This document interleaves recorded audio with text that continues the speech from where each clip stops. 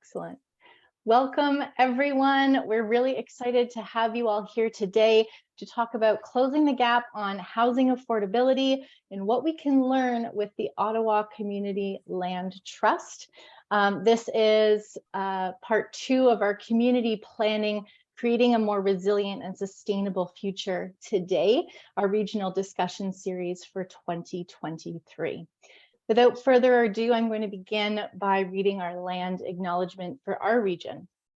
We would like to acknowledge with respect the history, spirituality, and culture of the Anishinaabe, the people of the Three Fires, known as Ojibwe, Ottawa, and Potawatomi nations, the Chippewas of Saugeen and the Chippewas of Nawesh, now known as the Saugeen Ojibwe Nation, the Haudenosaunee, the Wendat, the Wyandot, and the Wyandot people, on whose traditional territories we gather.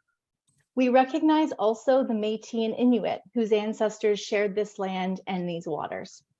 We are mindful of broken covenants and the need to strive for justice in all our relations.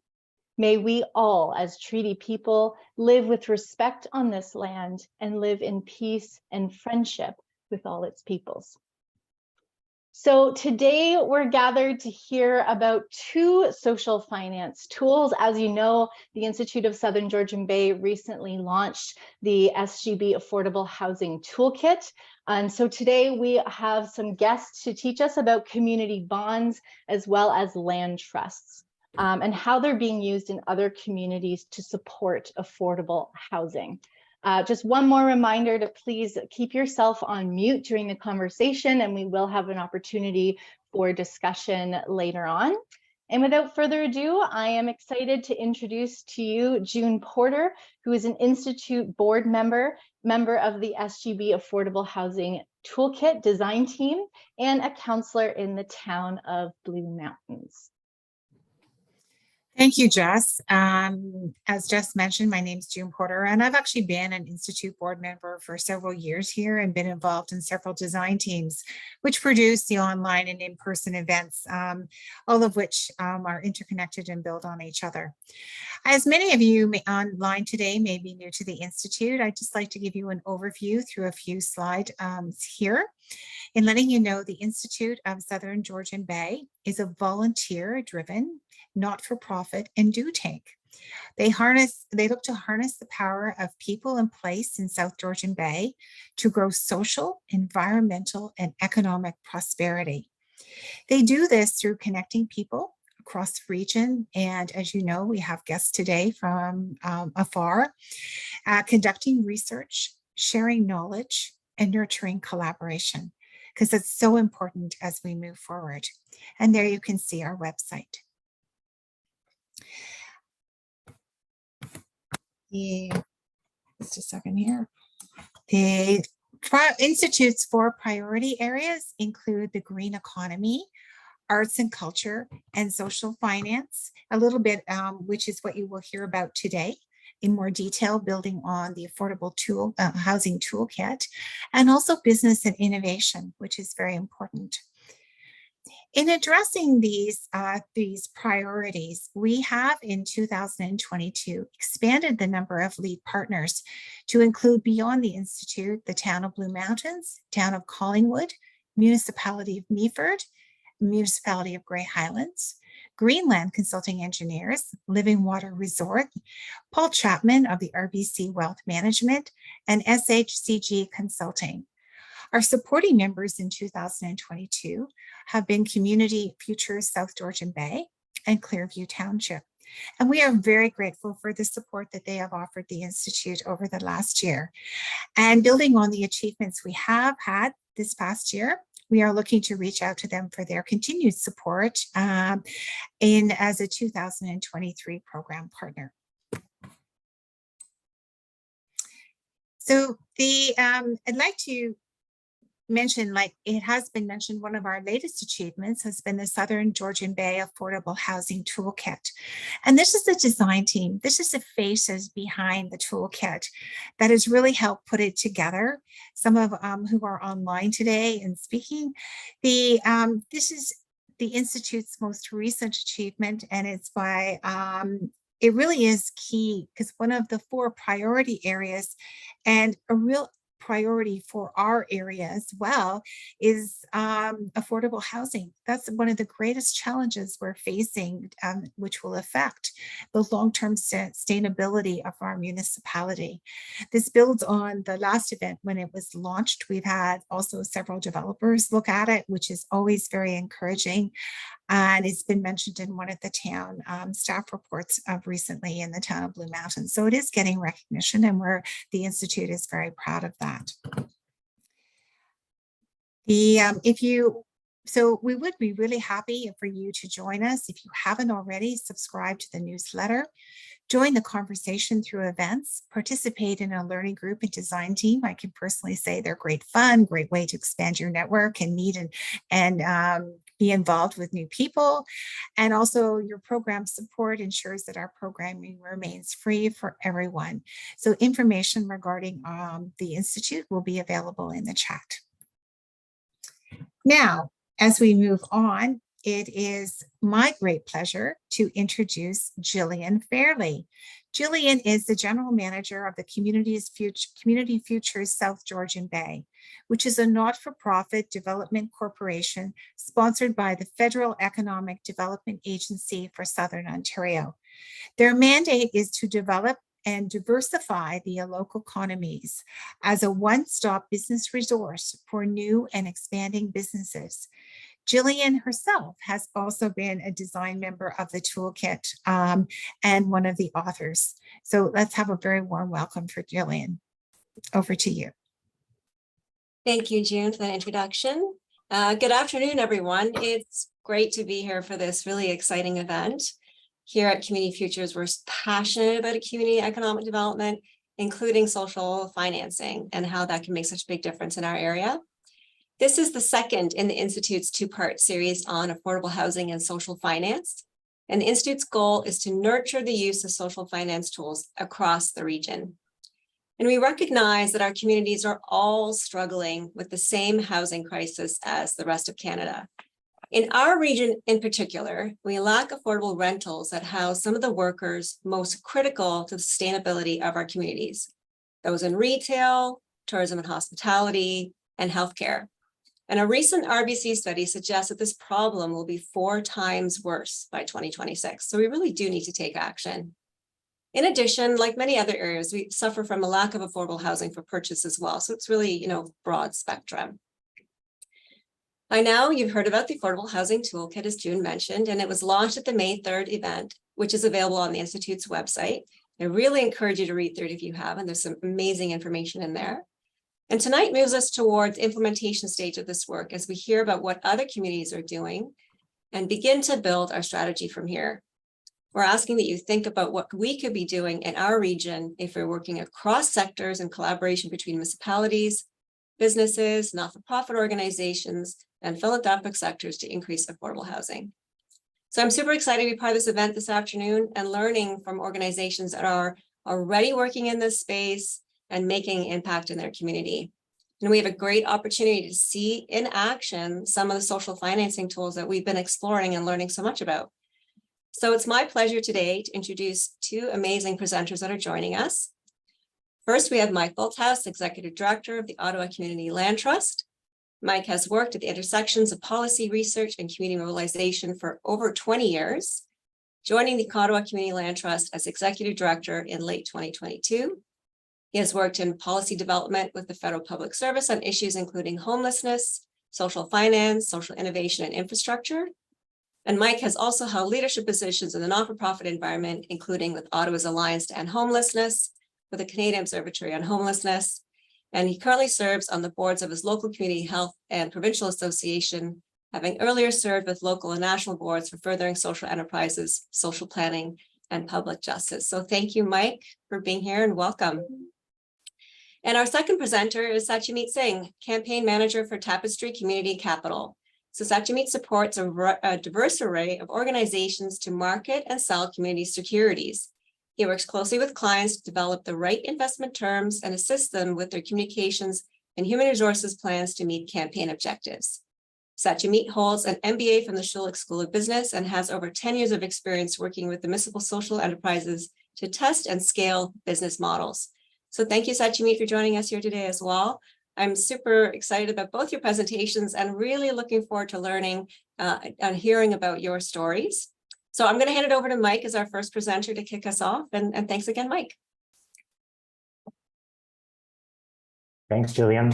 And thanks to the Institute for the invitation and for setting up this webinar.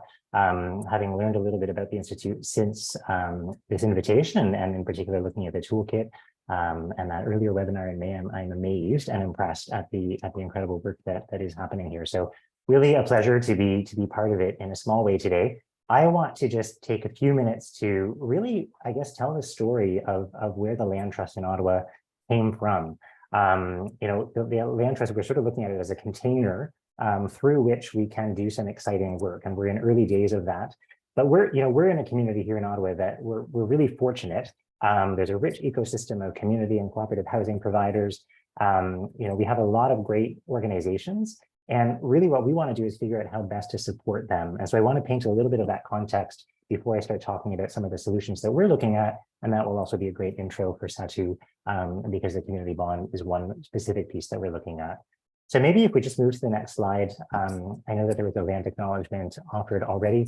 We always begin by noting the land on which we gather here in what is today known as Ottawa is the traditional and unceded territory of the Algonquin, Anishinaabe, and the Haudenosaunee people.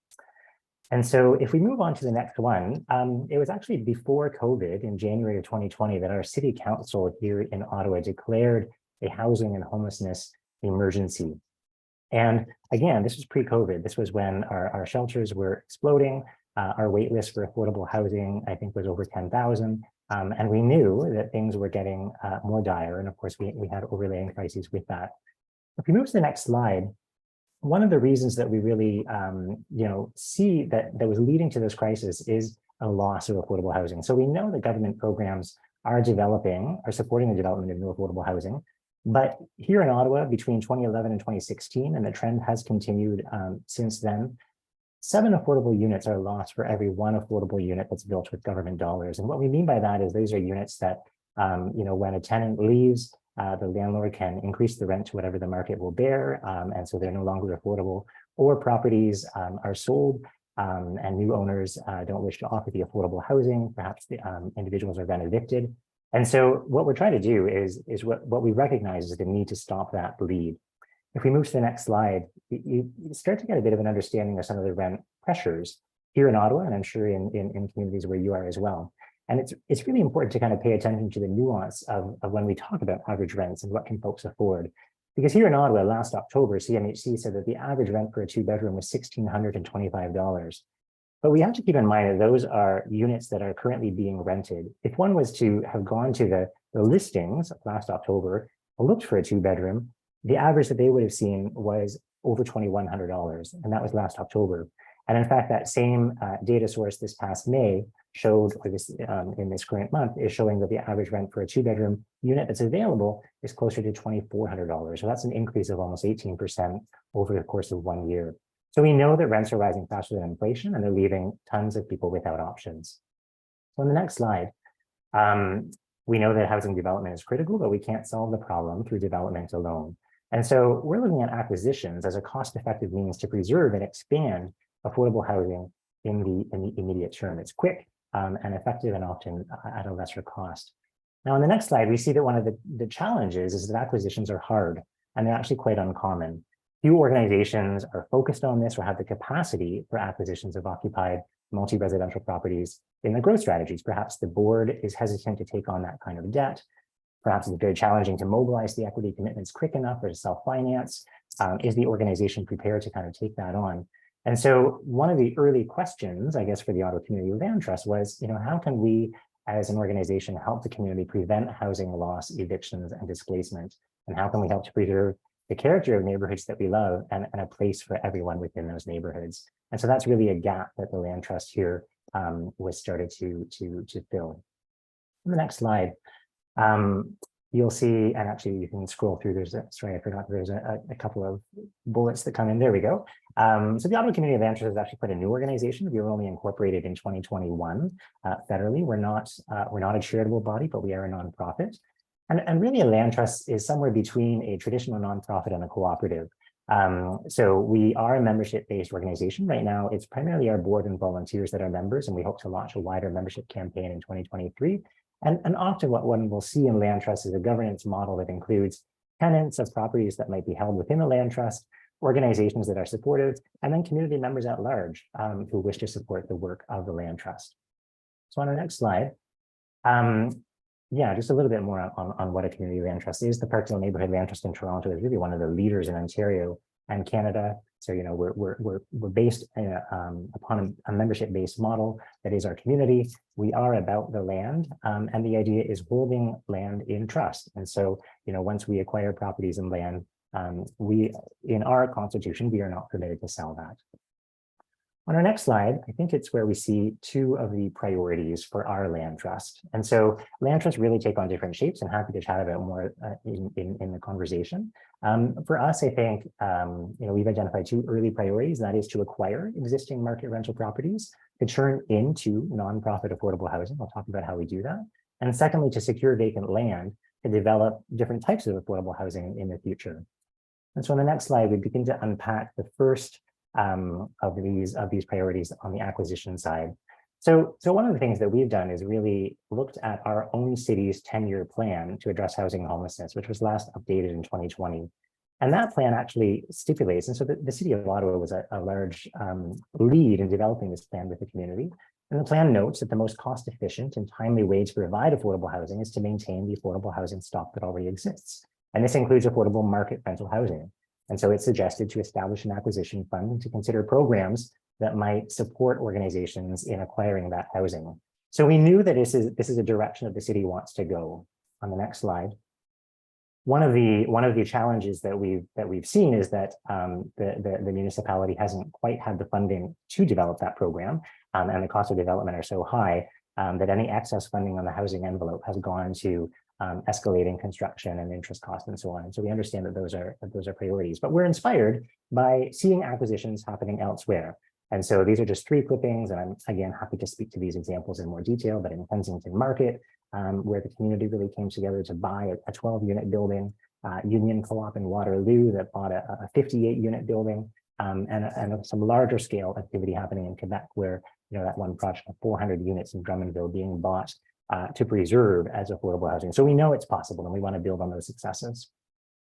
On our next slide, and sorry, apologies if you can scroll through there again. So one of our first goals is to preserve affordability by removing market rental properties and land from the real estate market. And so, you know, what we're trying to do is acquire modest market rental properties, turn them into nonprofit affordable housing by leasing them to experienced nonprofit and cooperative housing organizations. I mentioned that we have a really rich sector in Ottawa with a lot of experience, and they are the experts. So we don't want to really be involved in the day-to-day property or tenant management. We have an excellent body of organizations to do that.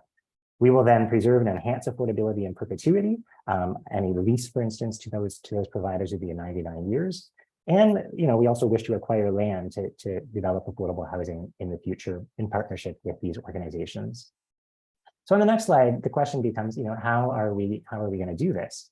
And this is really where, and again, I'll just touch on it here, and we can speak more in the conversation. And Sachi is going to go into lots more depth on this. But, you know, what we're really trying to do is explore some new funding sources for this sector, and in particular, you know, how can we leverage private capital? And so we're working with CMHC funding to develop a revolving loan fund, and really want to leverage local and you know, Canadian impact investors. We're still working out a lot of details on this as to how a community bond campaign could feed into that. But I will say that, you know, I mentioned that the municipality is investing in new development.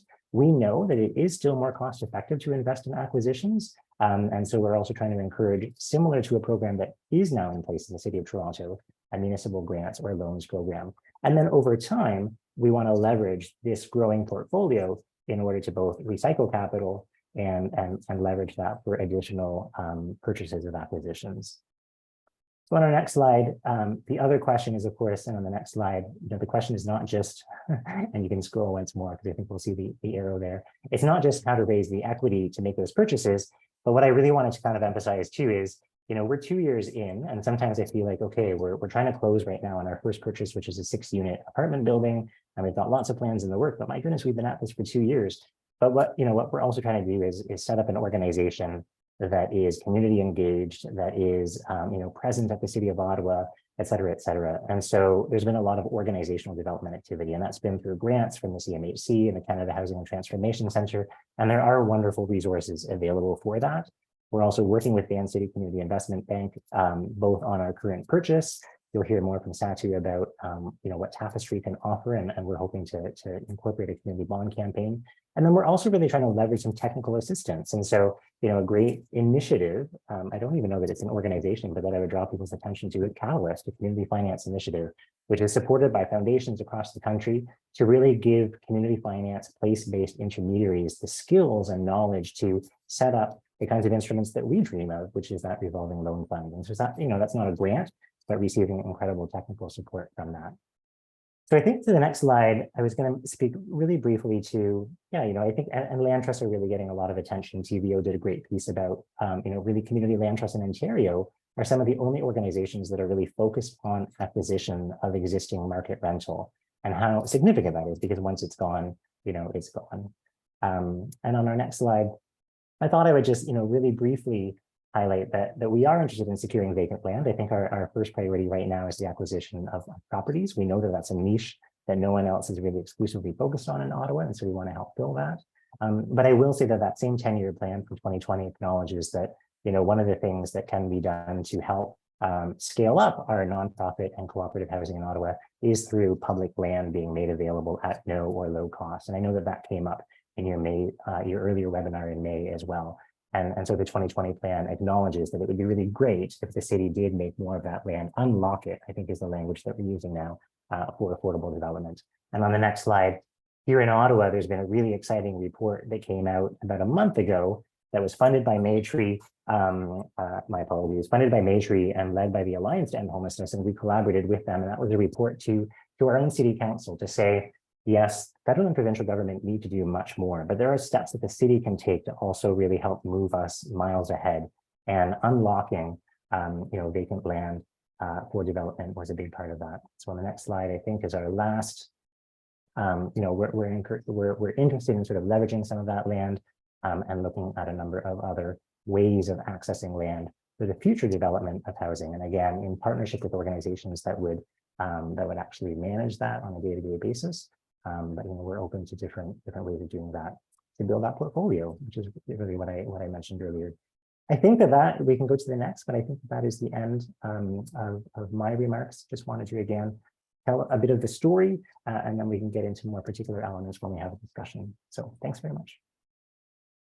Great, thanks, Mike, for your presentation. That was a great introduction for us on community land trust in action. I certainly know when we were looking at that social financing, the toolkit, land trust came up. And I think what's great about them is that longevity, right? Which is what the challenge is. You build the units, but if you don't have a mechanism for retaining those units or keeping them affordable in perpetuity, then sometimes those models don't necessarily work as well. So the land trust is certainly such a great avenue and model for us to explore. And the collaborative approach is really fascinating as well. So thank you for that. So next up, we have Satyameet Singh from Tapestry Community Capital talk to us about how the community bond programs work and how this could work in an example like this and others. And I know you have some other exciting models that you're working on that you could share with us too. So hand it over to you, Satya. Thank you. Absolutely. Thank you, Gillian. Good afternoon, everyone. I'm joining you from Toronto, and we respectfully acknowledge that we live and work in the traditional territory of many nations, including the Mississaugas of the Credit, the Anishinaabe, the Chippewa, the Haudenosaunee, and the Wendat people. And we also acknowledge that this region is home now to many diverse First Nation, Inuit, and Métis people. Mike's already given you a good understanding of all that's happening in affordable housing, and we are thrilled to be working with Ottawa Community Land Trust to be able to give this more shape. I wanted to share with you some of our research in the past year, while we started looking at how we can best support affordable housing providers, raise funds. And when we went out to speak with affordable housing providers, some of the inputs that we gathered in this heated environment of interest rates and inflation is that they are able to raise a certain amount of money, but the gap which is there is needing additional sources. So the capital stack needs more streams of money to come in to be able to make a project viable. Another key input that came in has been that given the interest in land more than ever before, organizations have to move very quickly to be able to acquire properties and compete with the private market. And also the timing of grant money sometimes can stall or delay the entire process of being able to purchase. And that's where we feel that community bonds can be really useful because they have a higher level of flexibility and can build predictability into your needs, both from a cash flow and an income statement lens. We also understand that a lot of organizations don't just face the financial crunch, but also to be tackling NIMBYism. And there is, while this being a national issue, we still see a lot of resistance. And that's something that affordable housing providers were able to highlight for us, that they're not able to yet rally their community to build additional units or preserve existing stock. And Tapestry has been here before, but in a different light, where when we started working, this was in late 1990s, when we wanted to be able to set up a renewable energy project in downtown Toronto. And at that time, the pushback was on not setting up wind turbines.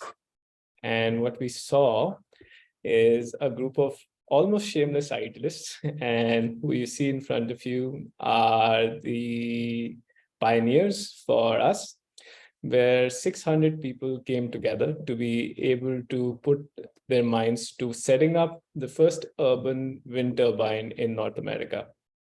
And at that time, it was considered more difficult, easier to install a nuclear reactor in downtown Toronto than to be able to set up a wind turbine. And they were able to find a way to still make this happen. And it was just not the ability to raise the funds to set this up, but also build a community of supporters who could then mobilize the next set of supporters to make these projects happen.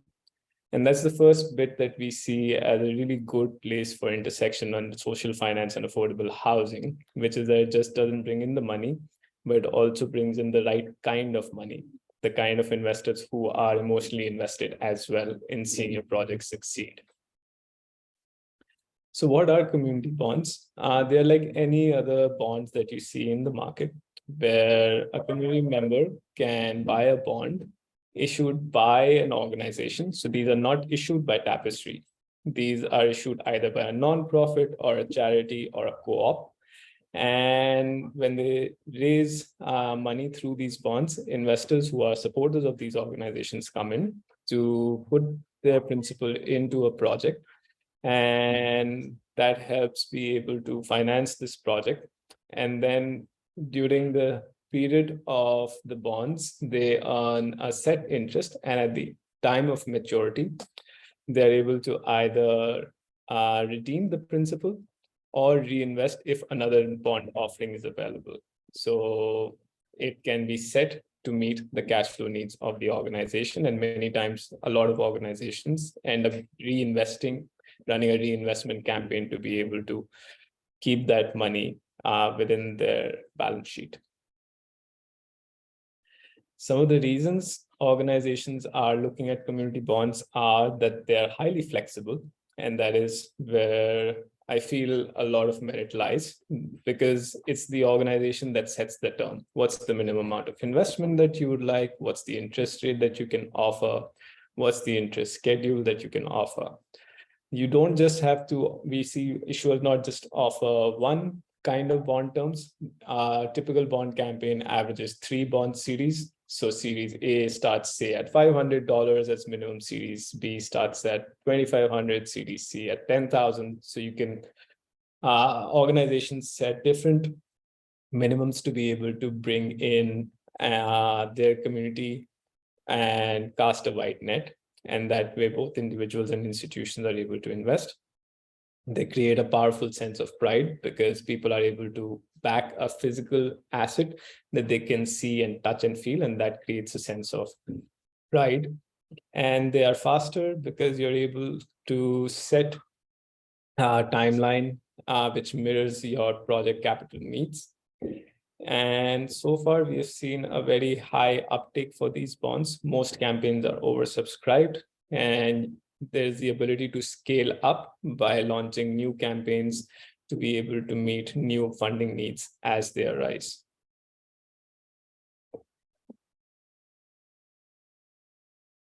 I wanted to take a pause here and ask if anyone can guess which is this city. It's in Ontario. It's got a population of about 80,000 people. It's got a university and a bustling student population as well. Any guesses?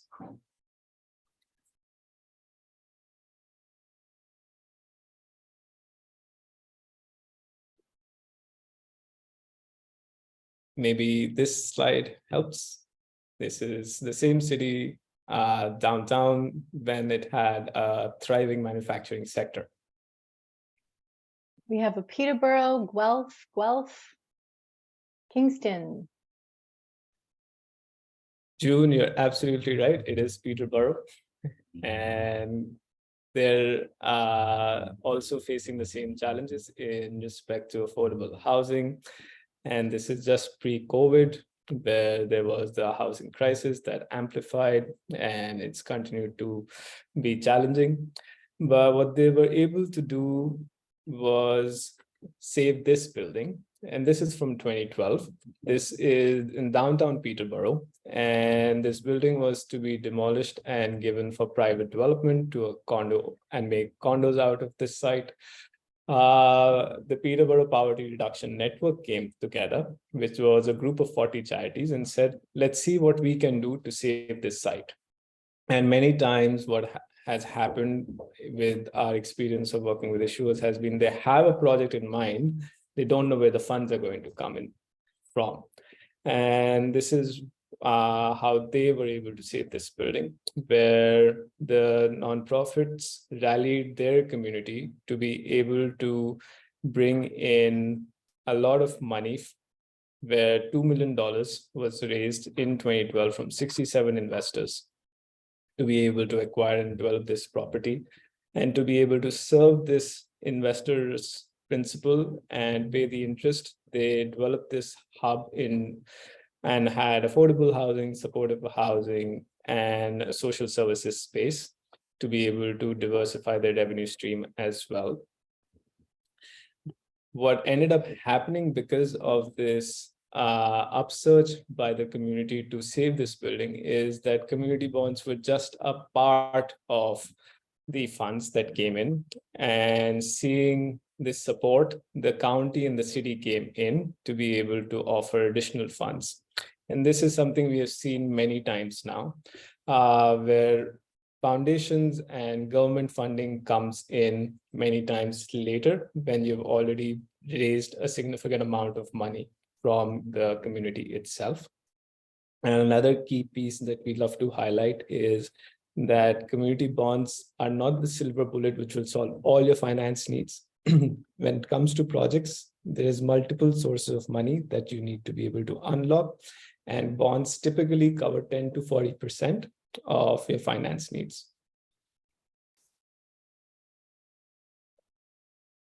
June, we're going to get to that slide in the next few slides. Definitely, that's coming up. And it's not just in Peterborough that we see investors coming together to be able to finance affordable housing projects. As Mike was mentioning, Union Co-op in Guelph has been able to buy these two buildings, and they have received funding from 200 members. They were able to issue shares, which is another kind of community-based investment that they were able to run as a co-op, and take 58 units of the market, of the speculative market, and put it in permanent affordability. Interestingly, they received investments from 12 foundations, and a lot of money came in from Vancity Community Investment Bank. In Quebec, we see another example, which is where Brick Bar Brick was able to raise about $370,000 to buy this building. And that's just what we are seeing more and more of, where across the country, affordable housing providers are coming in to be able to purchase buildings out of the speculative and private market.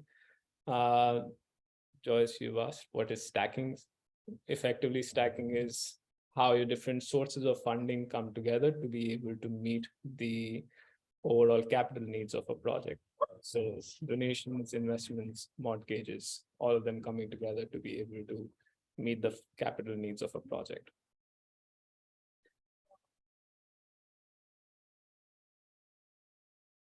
Moving outside the sphere of affordable housing into some of the best practices that we see when issuing community bonds, we have a story from SolarShare, who in many ways is a beacon for community bonds. They so far have been able to raise more than $80 million in community bonds since 2010. And they're the largest renewable energy co-op in North America. When they started at $1,000 investment point. And over the years, they were able to build this momentum to actually acquire 51 properties, which today across Ontario are powering warehouses, hockey arenas, and public spaces. Do you have a sense of what could be a good entry point for your respective community to come in and invest?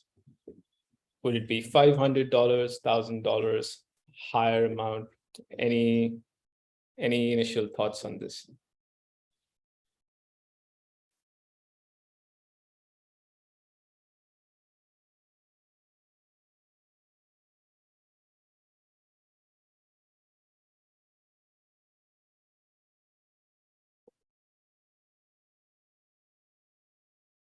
Thank you for the responses.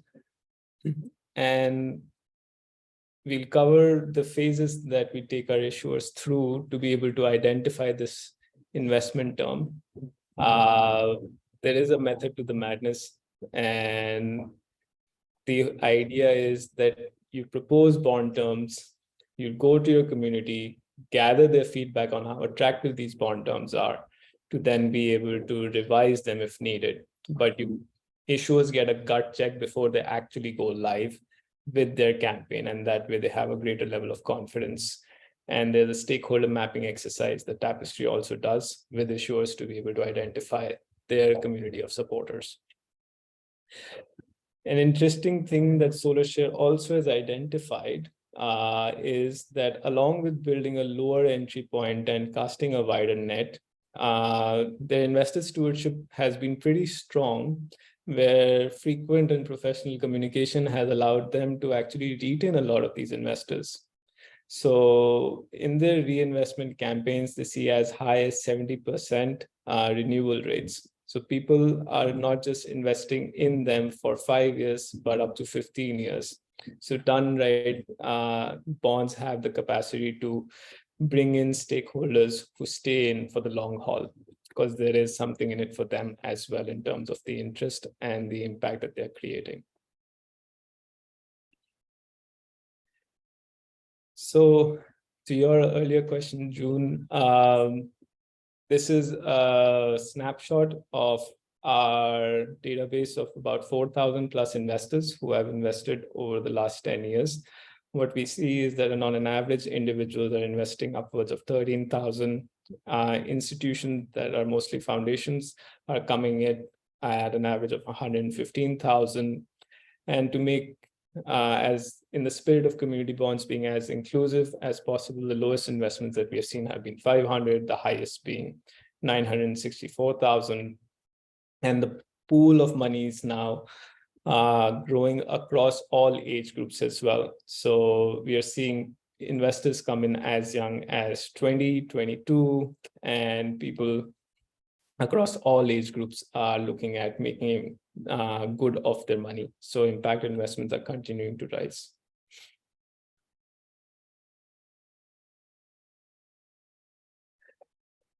Affordable housing and community bonds are not just something that are growing in Canada, but in United Kingdom, we see a really good example of Golden Lane Housing, who have raised more than $26 million to be able to provide affordable housing for neurodiverse individuals.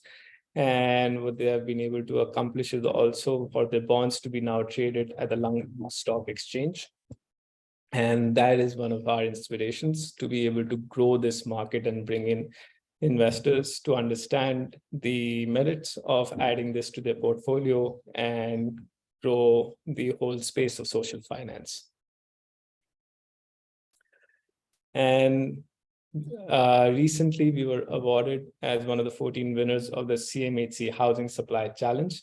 And our goal is to be able to execute this vision to grow community bonds bigger and bring them to more and more investors, where right now we are supporting affordable housing providers to be able to raise investments from their community and bring those right kinds of investors. And at this stage, we are working with issuers across the country and are looking to partner with housing providers who are looking to kick off their first or their second or their 15th project, work with networks who are looking to raise awareness about these funding solutions and connect investors to these opportunities. Here are a few examples of the issuers that we are working with. We already have Mike from Ottawa Community Land Trust. He alluded to Kensington Market Community Land Trust, which is another Toronto-based land trust. And Inwell is across Ontario. So is Places for People. Places for People is in Haliburton, Propolis is in Vancouver, and so is Entre Nous Femmes in British Columbia. This is one of my last slides. So in terms of taking issuers through the bond campaign, this is the method to the madness that Tapestry follows, where we start with planning and feasibility, which takes about 8 to 10 weeks. And at this stage, we work with issuers to be able to identify their community, do initial financial modeling, and then engage their community to understand the uptake for bonds and identify the right investment terms and build a timeline to raise that money. At this stage, we also many times, can face gaps where the issuer needs to fill those gaps before they can move ahead into structuring. If there are no gaps to be addressed, the next stage is structuring, where an investor package is developed and that is legally reviewed. An investor package is an investor-facing set of documents that includes an offering statement, a 5 to 10 year business plan, a financial model, and also all the online infrastructure that needs to be built to onboard investors seamlessly. Raise is the most exciting stage in this entire campaign stages, where we go live. We take the issuers live to be able to raise funds. Depending on the size of the community and the raise goal, it can take 3 to 9 months to raise investments. And the last stage is manage, which is where Tapestry works with issuers to be able to issue T5s, interest payments, and tax slips for the entire duration of the bond terms, and also handle maturity and reinvestment campaigns. That is all that I wanted to share with you today regarding community bonds, and hopefully share some stories which bring out that it is doable and it is exciting, and a lot of organizations are looking at using social finance to raise funds. I'll pass it back to you, Gillian. Great. Thanks, Sachi. That was an excellent presentation. You know, when we were sort of chatted, you know, we meet our speakers in advance before these events, and sort of asked for that community bond 101, and that was an excellent overview. So thank you so much for walking us through that. I think, you know, when we looked, I mentioned that we looked at those social financing tools, you know, the community bond programs feels so accessible. Like, it feels like everyone contribute. I think that's why it's such a great vehicle for, especially in our rural communities when we're looking at projects like this. So that's great. Thank you so much. Just a couple of questions, and then we're going to move into our question and answer period. But, we talked at the beginning about, we spent a lot of time doing the research and building our knowledge, and that's been very valuable for us.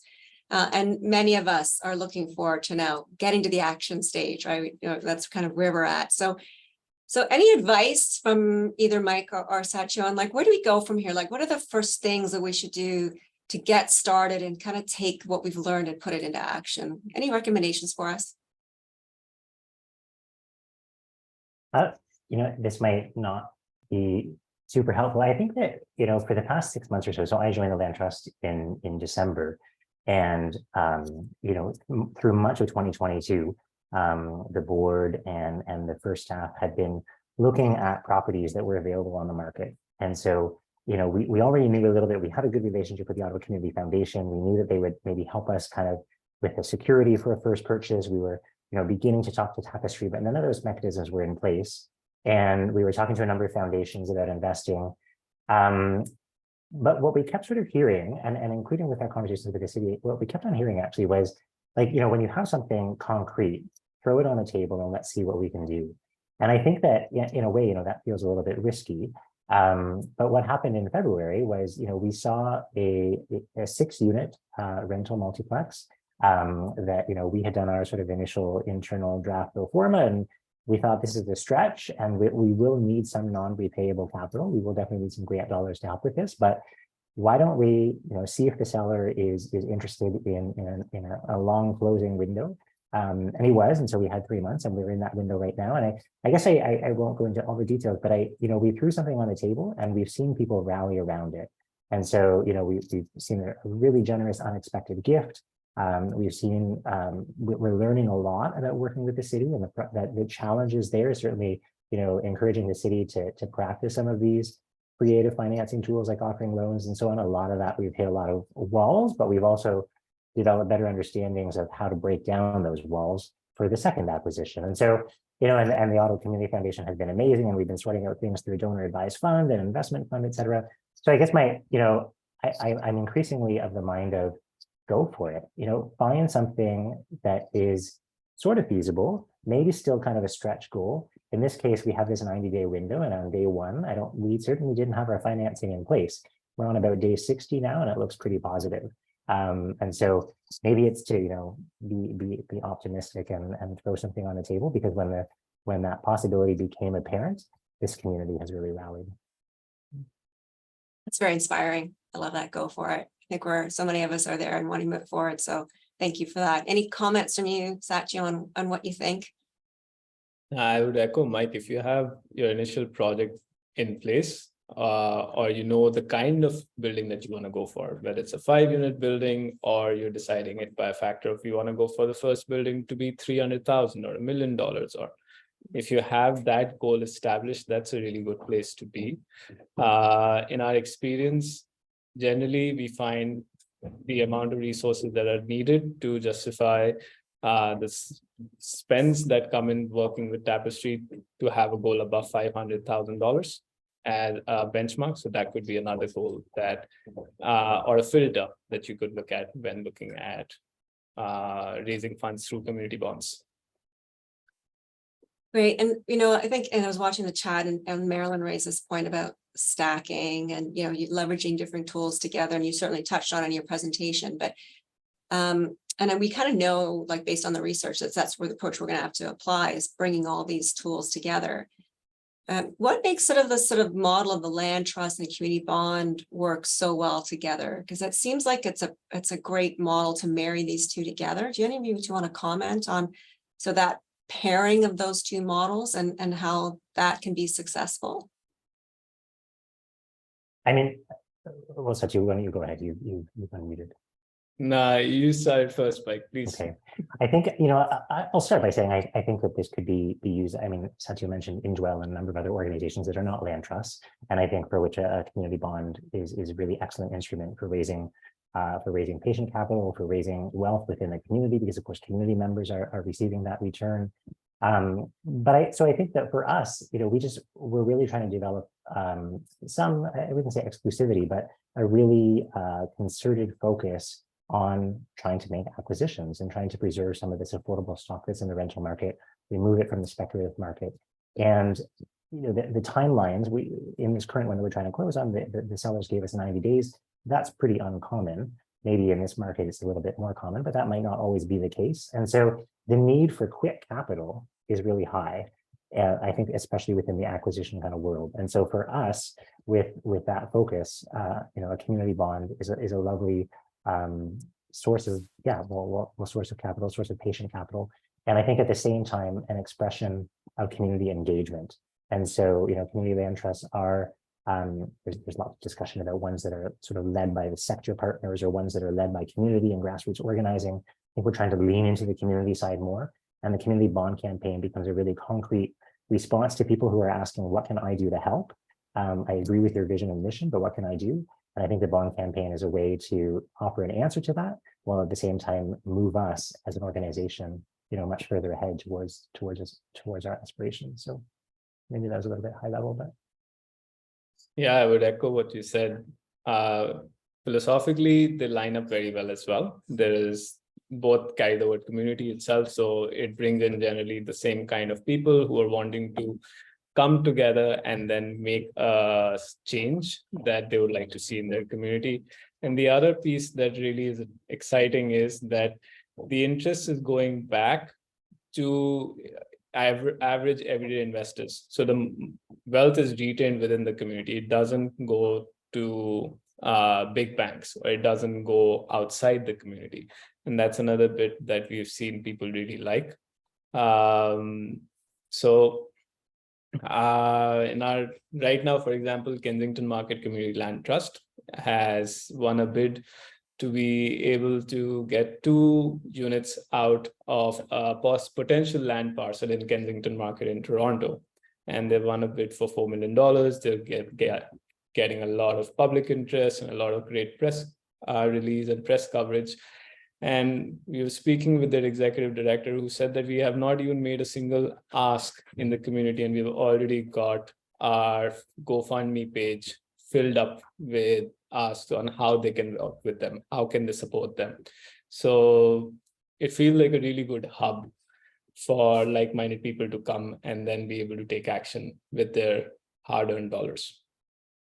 That's fantastic. That sounds like a perfect, starting point for us. And that's really what, the Institute is trying to inspire, this collaborative hub of activity around this issue. So thank you very much for your responses. We're going to open up to the floor for questions. But I do have a question first to get started with Marilyn. I'm going to pose this question to you, but we've got this Institute has really worked hard with all the participants to develop this toolkit available on the website now. And what do you think is the next step then? What are you thinking is part of this second part of the strategy moving forward? Thanks, Jillian. We were so focused on learning, not putting the shovel in the ground and learning. And we had the wonderful opportunity with SI Canada and CMHC to be part of a National Housing Social Innovation Lab. And that is how we've created the toolkit to really share that learning. And there is a strategy starting to emerge. Mark Shebanidi and some others have been working on having a municipal committee in each of the municipalities we work on focused on housing. And where a municipal committee isn't, appropriate to that municipality, perhaps a community group, so that we begin to bring the connectivity and resources of community into connection with the municipality as we solve this kind of problem collaboratively. So that's sort of one piece of the strategy. The second one, and I'm chuckling because Yvonne has really jumped on it already in the chat, is that we do need to create some kind of, whether it's a co-op or a land trust organization or some kind of intermediary of financial types and community types who can really begin to do the deeper dive into how we get this started and how we create the opportunities for nonprofit developers, but also social enterprise developers. And maybe there's some other categories of folks that with additional capital can either acquire. I'm fascinated by what Mike says, that acquiring is a more cost-effective approach than building. That's a message I know I'm going to take back into some of the groups that I'm part of. So we are now just starting to scope those coffee meetings with financial types and others who would take on a role in something we can't identify yet, but would perhaps be separating the role of figuring out the financing models from the actual, as they've done in Ottawa, from the build and run models. So that's definitely on the drawing board. And I'd be really interested, I know the rest of us would as well, of anyone that folks here on the screen tonight want to suggest we should go and chat with for that role. Yeah, absolutely. Thank you, Marilyn. And I know we have, generous individuals in our communities who are very interested in this, issues that we're having with housing and who would like to step forward. So I'm sure it'll happen. The last question, and I know we've got questions in the chat, and Jess, I know you're going to help me with those when it comes forward, but the last question, and we've talked a lot about collaboration. We talked about stacking malls, talked a lot about collaboration. And we know that we have to bring multiple parties together, as Marilyn mentioned, municipalities, not-for-profits, philanthropic organizations. So how, what's the best way we can facilitate that to make an impact? Like what worked, or what have you seen work? And I know, Mike, you sort of mentioned that you've done a lot of dialoguing with the municipalities, but I know that you've seen some other models as well. So maybe you could both comment on how we move this together collaboratively. And of course, we're a region too, right? So we've mentioned it's not just one municipality, work with, 3 counties and many municipalities, and how we might move forward with that. Any ideas? I'm hesitant to unmute because I feel like you're doing all the right things. Honestly, like you look at this screen and you look at and the conversation around who you already have around the table, and now making a really focused ask for sort of that finance expertise. Because I think the one thing that has struck me is, so as a community land trust, like the diversity of skills and competencies that we need around the table are significant, right? It's community engagement, it's municipal government advocacy, it's social finance, it's real estate, it's equity and inclusion, and bringing that all into one tent. The word that comes to mind is challenge, but I don't mean that negatively. I mean, it's a huge, exciting opportunity to sort of cross-fertilize and to draw on different kinds of knowledge. I think the one other piece that maybe that links back to the previous question too, is a recognition that our governments need to do more. I suspect most of us would agree. But at the end of the day, like, governments cannot solve these issues. Like they are just too large. And so we need to tap into private capital. We need to tap into communities. And I think that actually that creates huge opportunities at the same time, because when we're not beholden to the terms and conditions of a government program, there's a lot more potential flexibility. And I raise one specific conversation that we frequently have that is a really like eye-opening one. And that is, even if we were to go to the market tomorrow and purchase a building where the rents today were like 120% of average market rent, that has now crossed our radar as something that we might be interested in doing as an investment for 10, 20 years down the road, right? Because we will hold that under nonprofit ownership. We are committed to, not steep rental increases, everything within provincial guidelines. And we have a housing economist on our board who has shown that properties that are held under nonprofit ownership and subscribe to that kind of rent increase that I've been describing, within 10 years, something that's 120% of AMR today, within 10 years will probably be about 100% of AMR, and maybe within 15 to 20 years, that property will be down to 80% of AMR, because a lot of financialized actors will continue raising the rents to as much as they can collect. And so I think that, thinking about this as there's an immediate crisis, and I think that, how can we also begin to think for that longer term? And that's that whole idea of, the best time to have planted that tree was 20 years ago, but the second best time is today. And so how do we think about this for the now and also for the future? And it is a different way of thinking, because, we can't get municipal funding for a building that is going to be rented at 120%. And I don't necessarily say that I disagree with that, but it has to be at 80% as AMR or less. So maybe we're, trying to fill in a different part of this ecosystem or of this response, and to think creative in that. But I'm just rambling, so I'll stop. No, that was really insightful. Thank you so much for sharing. That's great. Any comments from you? Is that you on that?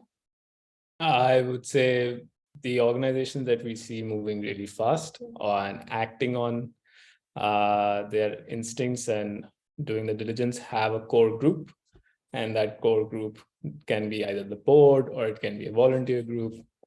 Sometimes both the same, who have these different expertise, as Mike was also pointing to, financial modeling, being able to identify the right kind of building to go for, marketing. A huge part in making a successful campaign is how you position it, and Tapestry works with issuers as well to support with the messaging, but someone with a marketing lens is also really important. And then every successful organization has had a brand champion, a face to the campaign, who's gone out and done the talking and just introduced build bridges, not walls. So your initial set of key core people will really make that difference.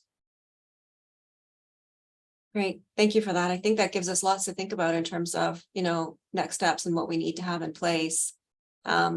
And welcome the private partnership. I think that's one of the things too that we know we have in our community and we can move forward with. So sorry, Jess, I have not been monitoring the chat. I don't know if there's any questions that I haven't gotten to. I've got a list of 10 questions, so I think we'll just start at the top. The first one came from Jack. It was for Mike. Can you explain the relationship you have with other not-for-profit housing providers?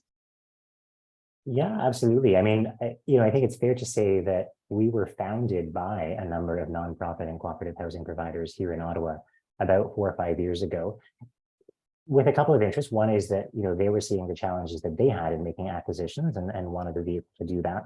There was also a very particular parcel of land here in Ottawa, just south of the Breton Flats, for those who know the city, that in the 1970s and 80s, CMHC, who owns that land still today, led the development of about 500 units of housing that are today 3 different co-ops and 2 nonprofit providers.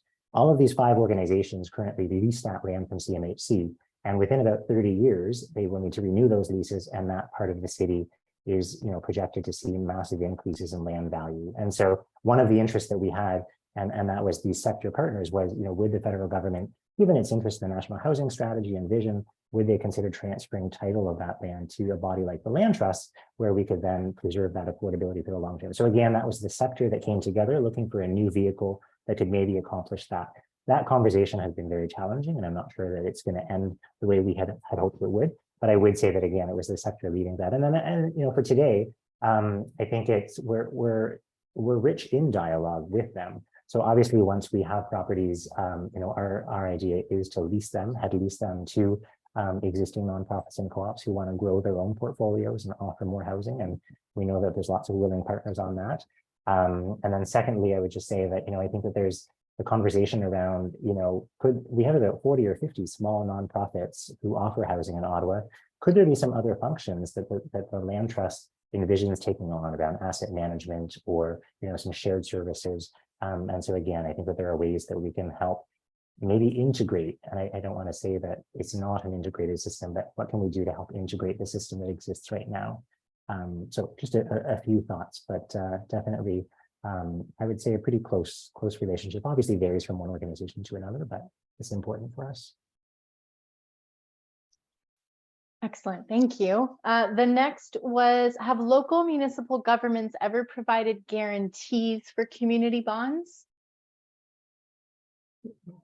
Not that I know of. They generally come in support with in-kind land contributions or low interest loans or forgivable loans. Okay, thank you. And then Councillor Urig asked, is there information on average returns on these types of investments?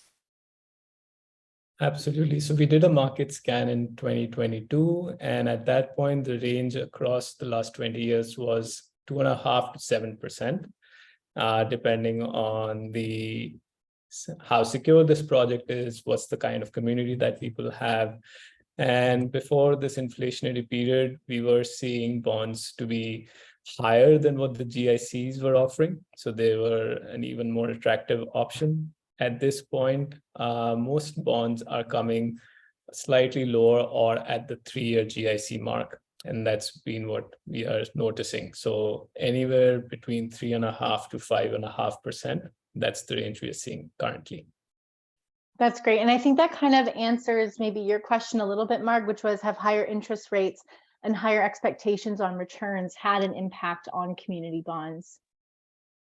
Absolutely. So the highest we've seen has been 7%. That was in the initial years of Solar Share when they were trying to bring in people as the word got out. And they were able to also demonstrate success. They kept lowering their interest rates. Today it's at 4.5%. Sometimes they go up to 4%.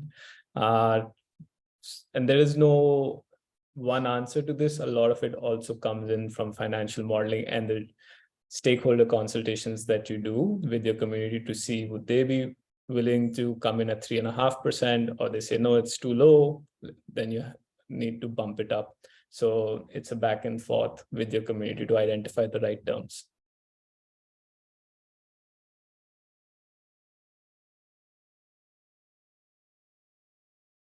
You're on mute, Jess. Sorry, the next question was if how Tapestry is involved in terms of whether you charge an admin fee or how that works. So we are working with housing providers right now till March 2024 to be able to use the funding that we've got from CMHC to offer the planning and feasibility stage of the campaign for free. And then structuring and raise, which is when we help build the backend and the investor package and then take you live, are charged as a percentage of the raise. The goal being that those campaigns have to go live by March 2024. And then we are also planning to work with a second cohort of affordable housing providers after March 2024, when we have a better sense of how we fare at CMHC and whether we are getting renewed funding or not. So typically every stage has a set fee. At this point, for organizations that we're working with that are our partners in CMHC's Investing in Housing program, structuring and raise are charged as a percentage of the raise goal. Thank you. And the questions are great. You can kind of feel the energy. People are ready to take action. And so Dale's question was, what human resources are needed at the community organization level to support Tapestry's work? We need a Mike definitely in every organization. He's the one who rallies together We need people. more though. We need more than one. I Yes, just have to intervene. So we are looking at financial modeling capabilities within the group. This can be paid staff, volunteers, board members, Good Samaritans. They come in all shapes and forms. We also are seeking a communications lead and a project management lead. So sometimes it's the same person who's taking one or two of these functions as the lead, and other times there's up to 6 people or 7 people that are taking care of these different functions. Great. Dale's taking notes, I can see, so that's good. The next question was from Shirley. Do you try to raise a particular portion of the funds needed for a project? Maybe this one's for you, Mike, through community bonds before seeking grants? So I guess, is there like a method to the stacking, or? I would say that we are still working that out. So the first acquisition that I spoke of, we haven't yet launched a community bond campaign. So we're actually leveraging a really kind of innovative program that Van City Community Investment Bank has established in collaboration with our community foundation. So it's a bit of a particular model to close on that.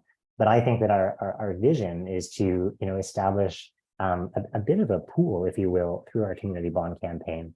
And so what we're still sorting out is, I think given the nature of real estate, we will likely launch a bond campaign prior to the articulation of one or another property. The one nuance I'll add, though, is that I think that there are different stages of the closing process as well. So for instance, right now, what we're trying to do is in the property that we're closing on, leverage a cash security as a guarantee from the community foundation, and we'll actually transition to a more conventional mortgage within 12 to 24 months. At which point we'll need to bring the equity forward. So we won't have all of our sufficient equity by the end of June when we need to close. But Van City is actually giving us an extra 12 to 24 months to bring that. And that would, create the opportunity for a community bond campaign that is also focused on a very specific property. So I think we're still playing with different models, but I think that there's a couple of options. Excellent. And the last two that were in the chat, and I think there are a lot of people maybe starting conversation about what needs to happen, which is, why these conversations, why these events are put on. So it's really exciting to see. So Mayor Hamlin kind of started with, it looks like this is what we kind of need to build that we don't have yet, whether it's a not-for-profit charity or co-op or land trust. Can we get a grassroots one started? And maybe the question is, when you're looking at what has been started in Ottawa or elsewhere, are builders typically on that initial board, or is it talent that's hired on a per project basis? So for us, I find our board quite exciting in that we're pretty rich with co-op and community housing experience among our current board of 11. Obviously, we don't have properties yet, so we don't have any tenants on our board. So, but we do have, one of Canada's leading housing economists, and we do have a developer investor who himself with his partners, has acquired and managed many properties. And so, of our 3 board committees, one of them is essentially our acquisition oversight committee. We call it the asset development committee, where we also leverage a couple of other private development firms in Ottawa. And so, that's been really instrumental for us, both in terms of, overseeing the process, everything from your BCA to, the pro forma and underwriting, et cetera. But I would also just say that it's important for that kind of, bringing a diverse set of sectors together in order to create new kind of tools. And so I think that there might be less experience in social finance within some of the community housing sector. And so bringing that private sector voice has been really helpful. And there's some really exciting conversations. Sometimes we really have to do some translation around the board table because those are some of the differences that we see. But I would say it's instrumental. I don't know, but it's certainly valuable to bring that to the table. Excellent. And I think, June, your question that came after is kind of similar. Is there opportunity for community bond to partner with the developer? So we see many times vendors and contractors buy bonds, and we are working with an issuer who is looking at issuing 1/3 of the total construction fee in community bonds and 2/3 as cash. So people are becoming creative in using community bonds. Another example that we can share is Propolis, which is a new housing cooperative in Kamloops, British Columbia, has the vice president who has built affordable green homes, and he's bringing that expertise. So while the president of the housing co-op has grant writing experience and is figuring out the strategy, the vice president comes with development experience, and they're figuring out if he should be the one who builds this site, or can they hire a contractor who can come in at even a lower price while he oversees, given his experience. So organizations are identifying different ways. There is no single answer. Thank you. And Jillian, I think we're all caught up on the questions that were coming in during the presentation. So Great. Thanks, Jess. I appreciate your help. So I do want to take this time to say thank you to our presenters, Mike and Satchu. I really appreciate you taking the time out of your very busy days to share your learning with us. And it has been fantastic learnings, because I know I've learned a ton from what you've shared with us today. And I feel inspired because it doesn't feel like it's so overwhelming. We started this sort of discussion around social financing. I think a few of us felt a little overwhelmed with all the possibilities. And and here's some, some support that's available in a model that we can use, and a structure like a community land trust that we can explore. It feels a little less overwhelming, which I think is a good thing. So can be inspiring to get us to action. So thank you so much. It's been inspiring to learn your journeys and to know that we don't have to get it right up the gate, that we can try stuff and see what fits for us. But really, really appreciate your time today. So thanks to you again for everything. And do want to thank our attendees for your questions and for joining us today and sharing in this learning journey. I hope you enjoyed the session. Hope you go back to the toolkit and research a bit more if you feel inspired. And then once again, always a call out for participation in the next phase of this journey. So thank you so much and enjoy the rest of your evening.